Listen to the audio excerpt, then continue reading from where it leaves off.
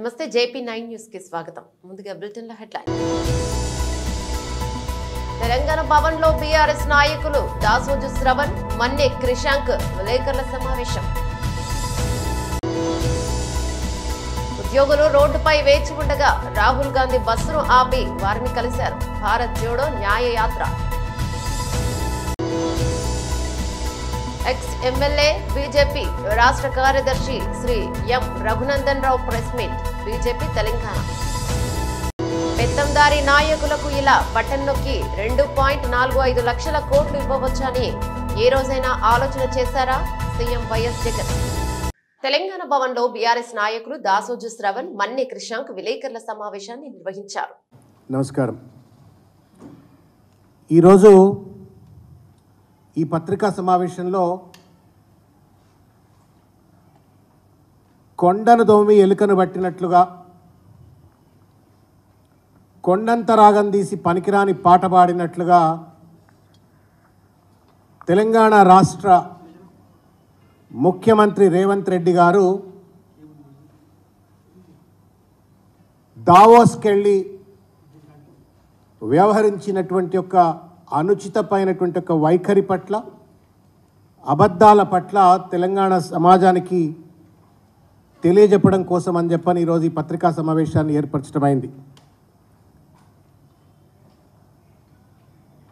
ఎలకతోలు ఎంత ఉతికినా నలుపు నలుపే కానీ తెలుపు కాదన్నట్లుగా అబద్ధాల పునాదుల మీద రాజకీయం చేసినటువంటి ఒక రేవంత్ రెడ్డి గారు అహంకారాన్ని ఆభరణంగా పెట్టుకొని ఇష్టం వచ్చినట్లు పరుషమైన పదజాలంతో మాట్లాడుతూ రాజకీయాన్ని చలామణి చేసినటువంటి ఒక రేవంత్ రెడ్డి గారు ముఖ్యమంత్రి కుర్చీలో కూర్చున్నాకనైనా అబద్ధాలు మర్చిపోతాడు, అహంకారం మర్చిపోతాడు, హుందాగా వ్యవహరిస్తాడు, ఆ కుర్చీకి వన్నె తెచ్చేటువంటి ఒక రీతిలో వ్యవహరిస్తాడు అని చెప్పని ఆశించినాం. కానీ దానికి భిన్నమైనటువంటి ఒక దుర్మార్గమైనటువంటి ఒక వైఖరిని వాళ్ళ ఆఖరికి అంతర్జాతీయ వేదిక అయినటువంటి ఒక దావోస్లో కూడా అటువంటి ఒక చిల్లర ప్రయత్నం చేసిండ్రు. దాన్ని తెలంగాణ సమాజం అర్థం చేసుకోవాలని చెప్పని కోరుకుంటూ రేవంత్ రెడ్డి గారు ఇవాళ ఆయన ఒక వ్యక్తి కాదు, ఆయన ఒక పెద్ద శక్తి. తెలంగాణ ప్రభుత్వానికి ముఖ్యమంత్రి హోదాలో ఉండి ఒక కంట్రీ లెక్క వ్యవహరించకుండా ఒక హుందాగా ఉండాలా అని చెప్పని ఆయన వైఖరిలో మార్పు రావాలనే ఉద్దేశంతో కూడా తెలంగాణ ప్రజల పక్షాన ఈరోజు ఈ పత్రికా సమావేశాన్ని పెట్టడం అయింది. దావోస్కు వెళ్ళినప్పుడు గతంలో కూడా ఉన్నటువంటి మంత్రులు, ముఖ్యంగా ఈ 10 సంవత్సరాల కాలంలో అయితే మనం కేటీఆర్ గారిని చూసినాం. గతంలో అంతకుముందు అయినటువంటి ఒక అనేక పెట్టుబడుల నేషనల్ ఇంటర్నేషనల్ సమ్మిట్లో ఆయా ప్రభుత్వాలకు సంబంధించిన ప్రతినిధులు, మంత్రులు పోతారు, వస్తారు. పోయినప్పుడు పెట్టుబడులు తీసుకొస్తారు, దాన్ని రాష్ట్ర అభివృద్ధి కోసం. ఉద్యోగులు రోడ్డుపై వేచి ఉండగా రాహుల్ గాంధీ బస్సును ఆపి వారిని కలిశారు. భారత్ జోడో న్యాయ యాత్ర.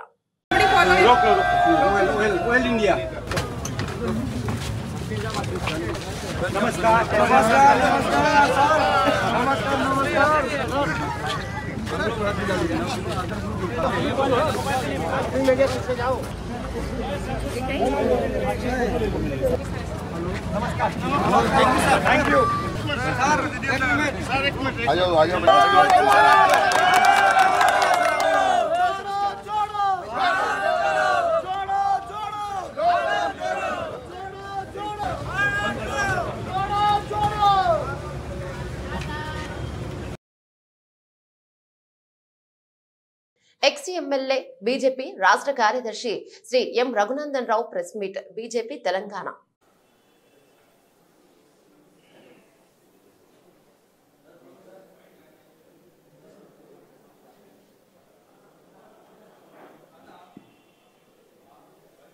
మీడియా మిత్రులకు స్వాగతం. ఈరోజు పెద్దలు రఘునందన్ రావు గారు, మాజీ శాసనసభ్యులు, ఈ యొక్క కార్యక్రమాన్ని తీసుకొచ్చింది కోరుతున్నాను.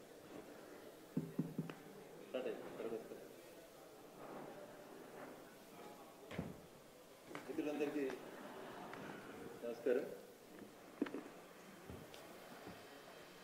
నిన్న తెలంగాణ భవన్లో టీఆర్ఎస్ పార్టీ నాయకులు మెదక్ పార్లమెంటుకు సంబంధించిన సమీక్ష నిర్వహించుకున్న తర్వాత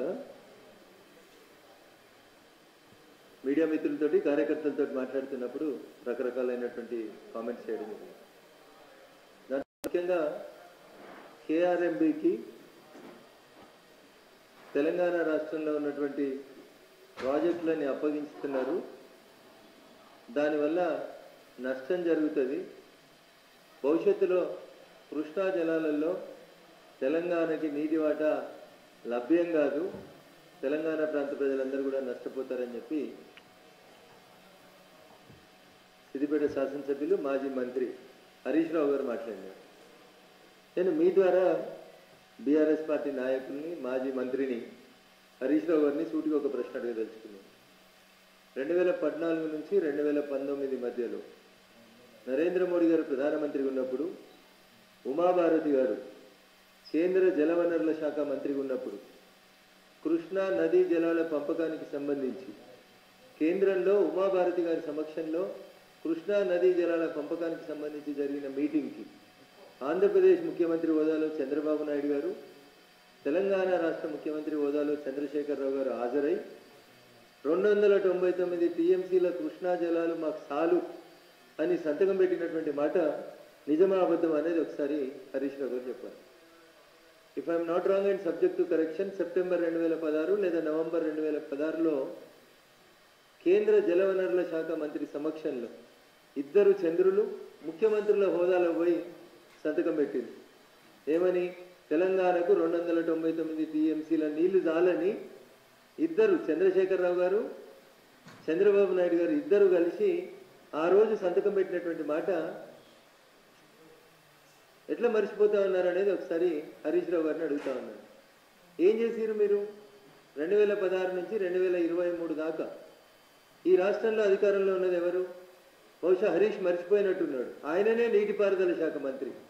మొదటి tenure of Telangana TRS party ప్రభుత్వ హయాంలో నీటిపారుదల శాఖ మంత్రి ఎవరు? హరీష్ రావు గారు. కృష్ణా జలాల మీద చంద్రశేఖరరావు గారు సంతకం పెట్టినప్పుడు నీటిపారుదల శాఖ మంత్రి ఎవరు? హరీష్ రావు గారు. ఇవన్నీ మరిచిపోయి ఏదో మంచి జరిగిన అన్ని రోజులు మేం చేసినాం, ఎలక్షన్లు రాగానే కేంద్ర ప్రభుత్వాన్ని తిట్టాలి, బీజేపీని తిట్టాలి, బీజేపీని బదనాం చేయాలి. దుబ్బాకల ఉప ఎన్నిక రాగానే మోటార్లకు మీటర్లు వస్తాయి. వచ్చినాయా మోటార్లకు మీటర్లు?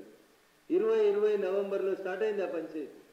2020 నవంబర్ లోపల పంచాయతీ స్టార్ట్ అయితే ఈ రోజు దాకా ఎక్కడన్నా మోటార్లకు మీటర్లు అనేటువంటి పంచాయతీ జరిగిందా తెలంగాణలో?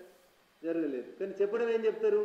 ఎన్నికలు రాగానే బీజేపీ తెలంగాణకు అన్యాయం చేస్తుంది, కాంగ్రెస్ పార్టీ రాష్ట్రంలో ఒక ప్రాజెక్టుకి జాతీయ హోదా తెస్తా అని చెప్పింది. మరి 10 ఏళ్ల నుంచి మీరేం చేసిర్రు?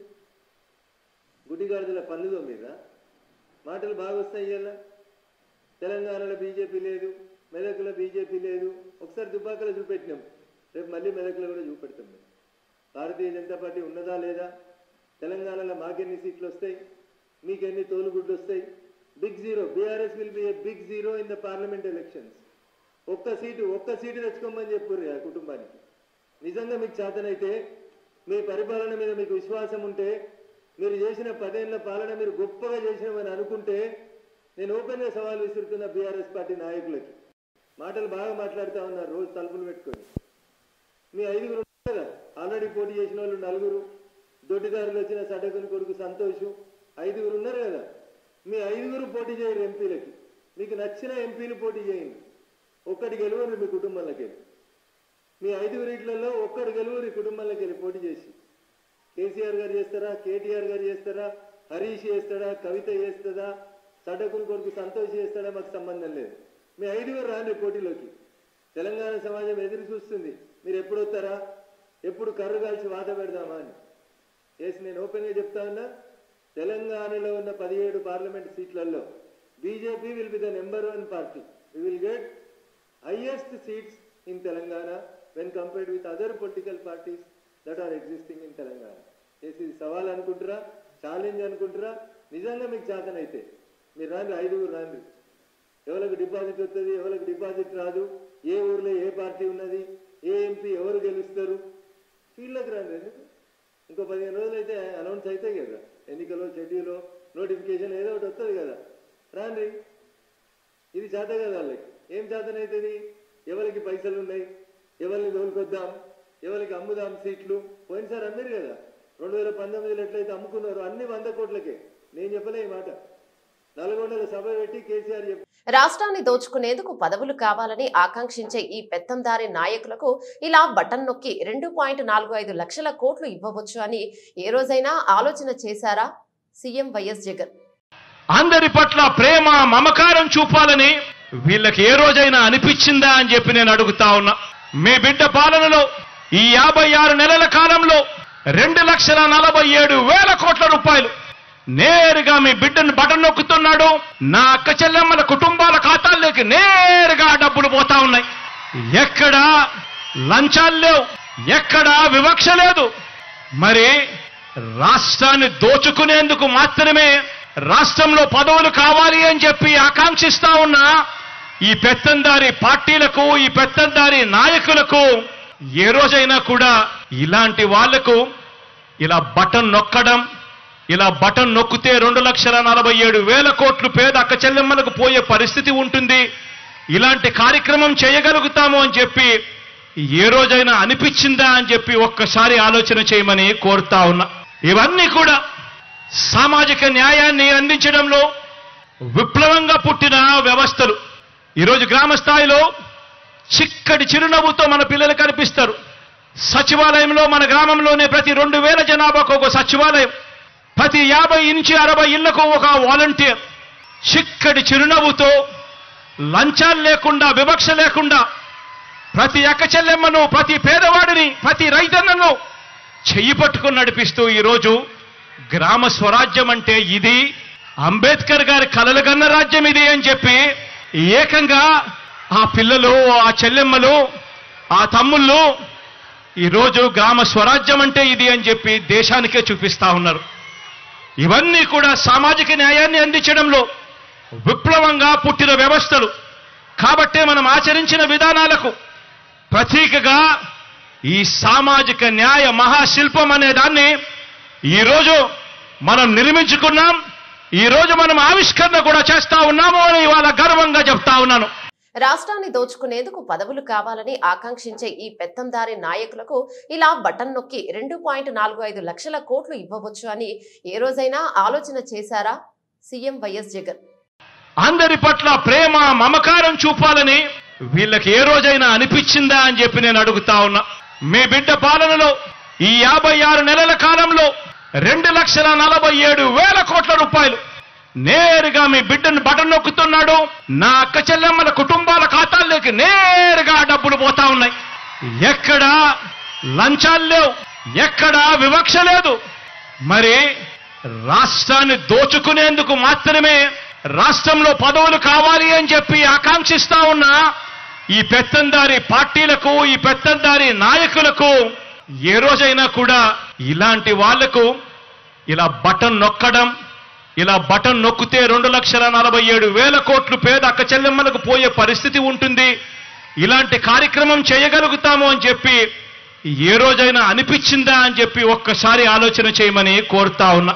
ఇవన్నీ కూడా సామాజిక న్యాయాన్ని అందించడంలో విప్లవంగా పుట్టిన వ్యవస్థలు. ఈరోజు గ్రామ స్థాయిలో చిక్కటి చిరునవ్వుతో మన పిల్లలు కనిపిస్తారు. సచివాలయంలో మన గ్రామంలోనే ప్రతి 2,000 జనాభాకు ఒక సచివాలయం, ప్రతి 50 నుంచి 60 ఇళ్లకు ఒక వాలంటీర్. చిక్కటి చిరునవ్వుతో లంచాలు లేకుండా, వివక్ష లేకుండా ప్రతి అక్క చెల్లెమ్మను, ప్రతి పేదవాడిని, ప్రతి రైతన్నను చెయ్యి పట్టుకుని నడిపిస్తూ ఈరోజు గ్రామ స్వరాజ్యం అంటే ఇది, అంబేద్కర్ గారి కలలు కన్న రాజ్యం ఇది అని చెప్పి ఏకంగా ఆ పిల్లలు, ఆ చెల్లెమ్మలు, ఆ తమ్ముళ్ళు ఈరోజు గ్రామ స్వరాజ్యం అంటే ఇది అని చెప్పి దేశానికే చూపిస్తా ఉన్నారు. ఇవన్నీ కూడా సామాజిక న్యాయాన్ని అందించడంలో విప్లవంగా పుట్టిన వ్యవస్థలు. కాబట్టే మనం ఆచరించిన విధానాలకు ప్రతీకగా ఈ సామాజిక న్యాయ మహాశిల్పం అనే దాన్ని ఈరోజు మనం నిర్మించుకున్నాం. ఈరోజు మనం ఆవిష్కరణ కూడా చేస్తా ఉన్నాము అని ఇవాళ గర్వంగా చెప్తా ఉన్నాను. అంగన్వాడీ కార్మికుల సమ్మె 40 రోజులు కావస్తున్న ప్రభుత్వ స్పందన సరిగ్గా లేదని ఏఐటియు ఏఐఎఫ్టియు సంఘాలు రాష్ట్ర వ్యాప్తంగా ఇచ్చిన పిలుపులో భాగంగా శ్రీకాళహస్తిలో జరిగిన రాస్తారోకో కార్యక్రమం దిగ్విజయంగా జయప్రదమైందని దీనికి సహకరించిన ప్రజానికానికి పోలీసులకు ధన్యవాదాలను తెలియజేశారు. ఈ సందర్భంగా ఏఐటియుసి జిల్లా సహాయ కార్యదర్శి వైఎస్ మణి మరియు ఎఫ్ఎఫ్టిఐ జిల్లా నాయకులు హరికృష్ణ, సిఐటియు జిల్లా సహాయ కార్యదర్శి పుల్లయ్యలు మాట్లాడుతూ అంగన్వాడీ కార్మికుల సమ్మె చట్టబద్ధమైన సమ్మెపై ప్రభుత్వ దుష్ప్రచారం, దౌర్జన్యం, వేధింపులు సరికావని సచివాలయ ఉద్యోగుల దగ్గర నుండి అంగన్వాడీ సెంటర్లకు బీగాలు పగలగొట్టడం, జిల్లా కలెక్టర్ల ద్వారా బెదిరింపులు, నోటీసులు ఇవ్వడం, సిడిపిఓలు సూపర్వైజర్ ద్వారా మెమోలు, సర్క్యులర్లు, సంజాయిషి నోటీసులు ఇప్పించడం, ప్రభుత్వ సమ్మెను సానుకూలంగా చిత్తశుద్ధితో చర్చలు జరపడం లేదని, ఇది చాలా దుర్మార్గమైన చర్య అని, దీనిని కేంద్ర కార్మిక సంఘాలుగా మేము తీవ్రంగా వ్యతిరేకిస్తున్నామని తెలియజేశారు.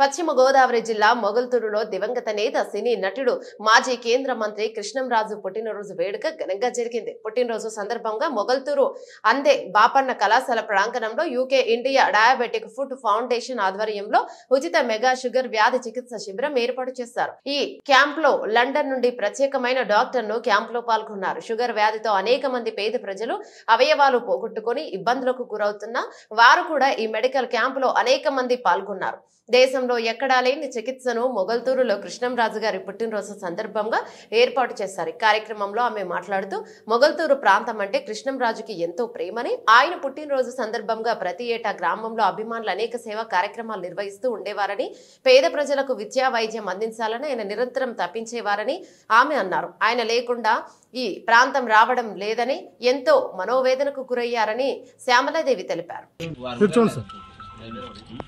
సార్ డాక్టర్ వర్మ గారు అయితే కొంచెం ఎదురుగానే సార్ కొంచెం అండ్ రవి గారు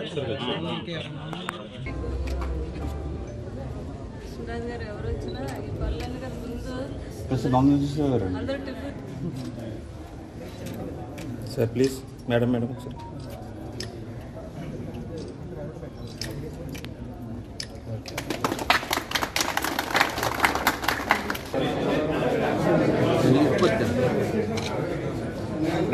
చూస్తున్నాం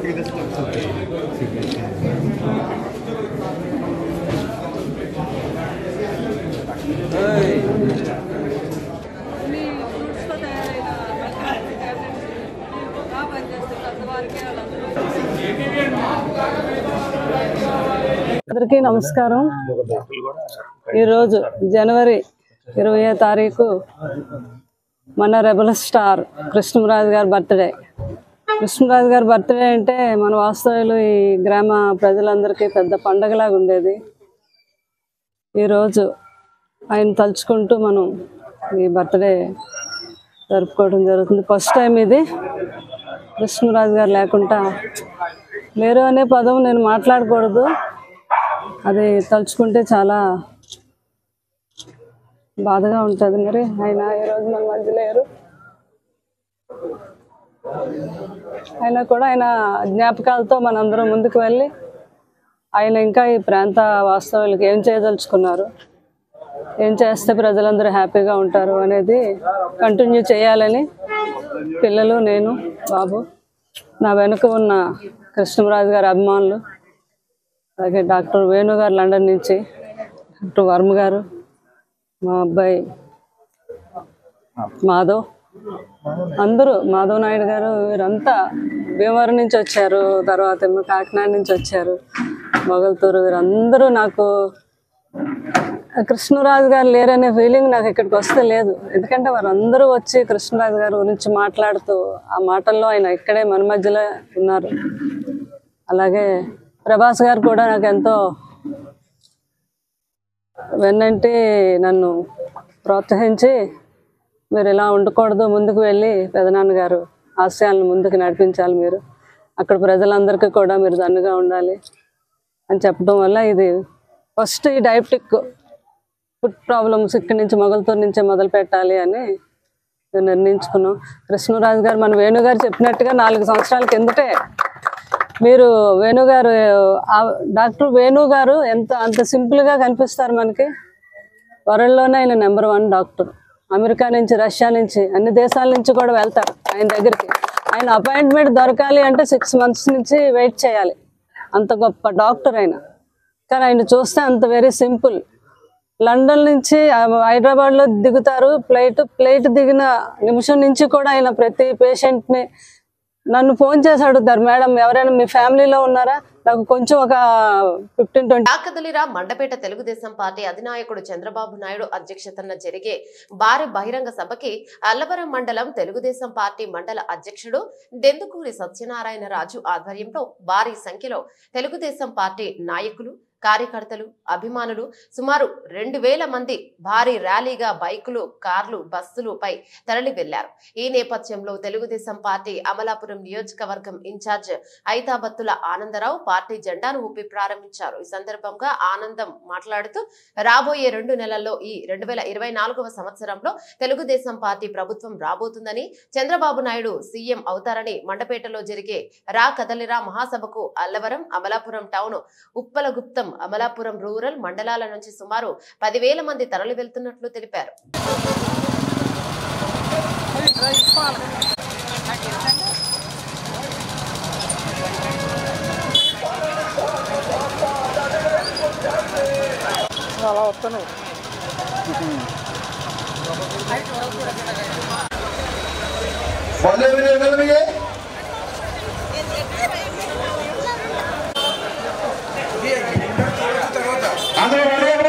టైం అవుతుంది.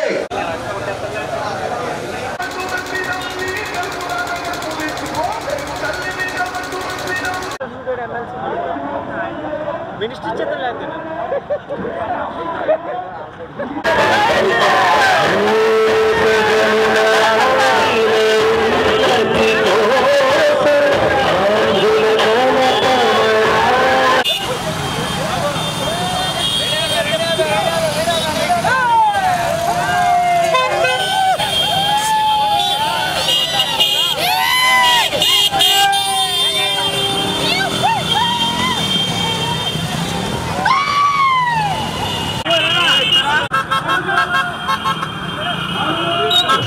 వెంకటగిరిలో జరిగిన రాకదలిరా కార్యక్రమాన్ని విజయవంతం చేశారు. పార్టీ నాయకులు, కార్యకర్తలకు సూలూరుపేట నియోజకవర్గ టీడీపీ ఇన్ఛార్జ్ నెలవల సుబ్రహ్మణ్యం ధన్యవాదాలను తెలియజేశారు. నాయుడుపేట పట్టణంలోని ఆయన నివాసంలో పార్టీ నాయకులతో కలిసి చంద్రబాబు నాయుడు రా కదలిరా కార్యక్రమాన్ని విజయవంతం చేశారు. మీడియా సమావేశం నిర్వహించారు. ఈ సందర్భంగా నెలవల సుబ్రహ్మణ్యం మాట్లాడుతూ ముఖ్యమంత్రి జగన్మోహన్ రెడ్డి రాష్ట్రంలోని దళితుల పట్ల ముసలి కన్నీరు కారుస్తున్నారన్నారు. విజయవాడలో జరిగిన అంబేద్కర్ విగ్రహ ప్రారంభోత్సవం పేదలకు, ధనికులకు మధ్య జరుగుతున్న సమరమని చెబుతున్నాడని, 4 లక్షల కోట్లకు అధిపతి అయిన సీఎం జగన్మోహన్ రెడ్డి ఏ విధంగా పేదవారు అవుతారో చెప్పాలన్నారు. అంబేద్కర్ రాజ్యాంగాన్ని గౌరవించారా అని ప్రశ్నించారు. ఎన్నికలు వస్తున్న క్రమంలో దళితులను మళ్లీ మోసం చేసేందుకే అంబేద్కర్ విగ్రహాన్ని ఏర్పాటు చేశారు తప్ప దళితులకు ఎలాంటి న్యాయం చేయలేదన్నారు. సూలూరుపేట నియోజకవర్గం నుంచి నిన్న జరిగిన రా కదలిరా జాతీయ అధ్యక్షులు నారా చంద్రబాబు నాయుడు గారి సభకి మరి నాయకులు. బులెటిన్ ముగించే ముందు హెడ్లైన్స్ మరోసారి. తెలంగాణ భవన్ లో బీఆర్ఎస్ నాయకులు దాసోజు శ్రవణ్, మన్నె క్రిషాంక్ విలేకరుల సమావేశం. ఉద్యోగులు రోడ్డుపై వేచి ఉండగా రాహుల్ గాంధీ బస్సును ఆపి వారిని కలిశారు. భారత్ జోడో న్యాయ యాత్ర. ఎక్స్ ఎమ్మెల్యే బీజేపీ రాష్ట్ర కార్యదర్శి Shri M Raghunandan Rao press meet. BJP Telangana. పెత్తందారీ నాయకులకు ఇలా బటన్ నొక్కి 2.45 లక్షల కోట్లు ఇవ్వవచ్చని ఏ రోజైనా ఆలోచన చేశారా సీఎం వైఎస్ జగన్. ఇవి బులెటిన్లోని అప్డేట్స్. మరో బులెటిన్లో మళ్ళీ కలుసుకుందాం. అంతవరకు సెలవు. నమస్తే.